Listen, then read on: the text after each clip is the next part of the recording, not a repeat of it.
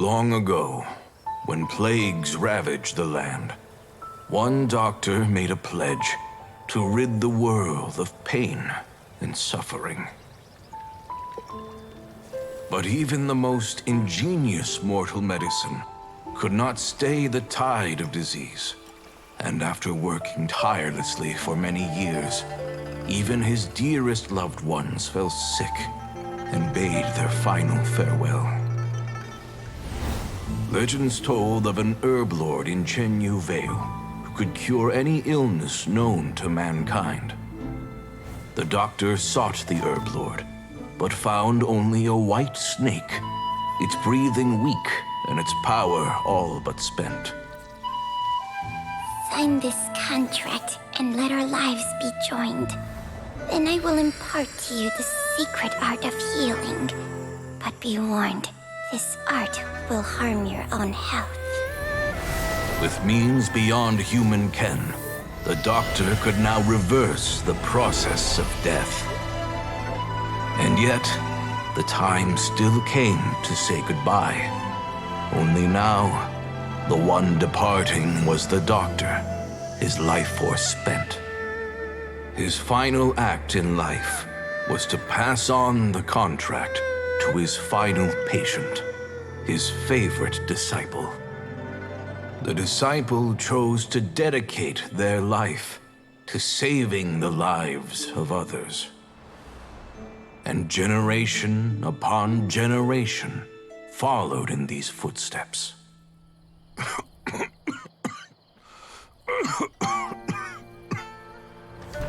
Since I inherited this contract, I've always respected the path taken by my predecessors and followed it myself unquestioningly. That is, until I tried to use the art to save my own disciple's beloved. She begged me not to use up my own life force. She said that this art is a poisoned chalice, an evil and unnatural practice. She did not wish to sacrifice one life for the sake of another, when both were lives she treasured. Only then did it occur to me.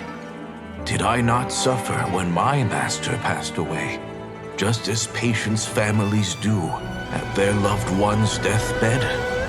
Are not the lives cut short by this contract just as worthy of saving as any patients? What is this contract to us? Medicine or poison? Alas, I no longer have enough time left to find the answer.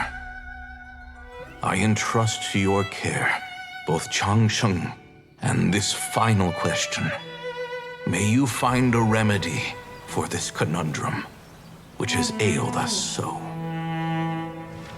Time and again, no matter how much I try to warn them or balance their chi, I can never save them. And you? What's your answer? If I abandoned the contract and left you without a host, what would happen? I suppose I'd spend my final moments taking a nice nap on Mount Yaojun. Then I'd be reunited with my old friends and your predecessors. Then it's decided.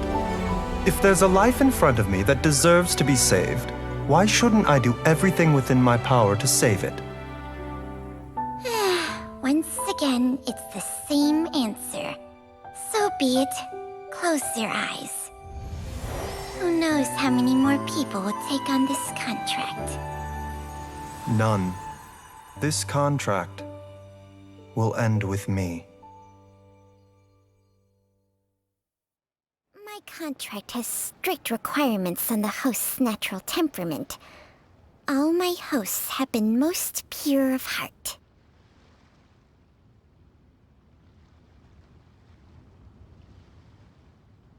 But when one with an altruistic nature gains access to this art, they are more seduced than the average person by the miracle of overturning the laws of life and death.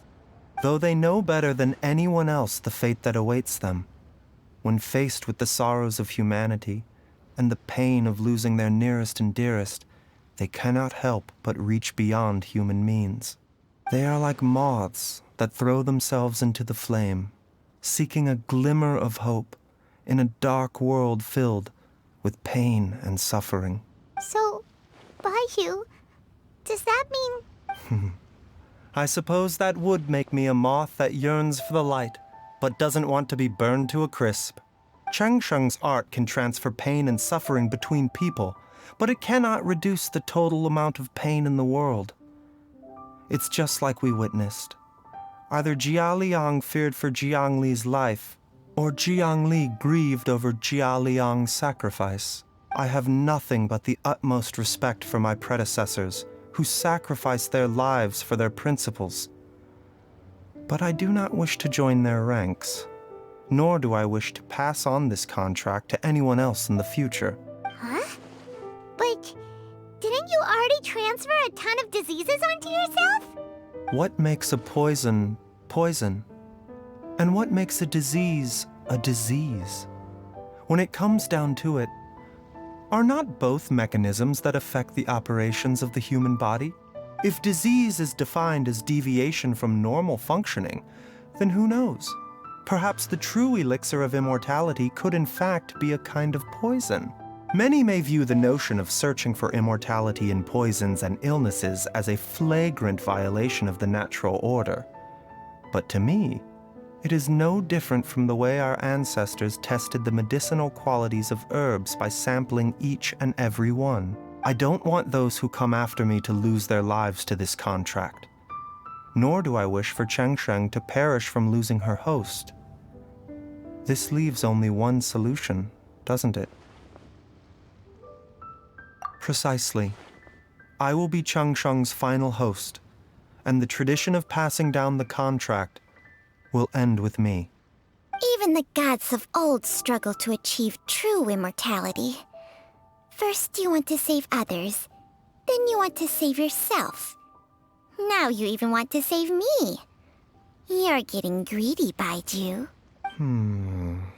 But isn't wanting to have it all what makes us human? For a selfish moth like me, who's afraid of the flame yet yearns for the light, the only path forward is up towards the moon. For once, Paimon just does not know what to say. Dr. Baizu, Traveler! What are you still chatting about? The food's about to get cold. We also have coconut milk for Changsheng and Paimon. Okay, fine. Let's go grab some food. Paimon has a bunch of burning questions, but they can wait till after we've eaten.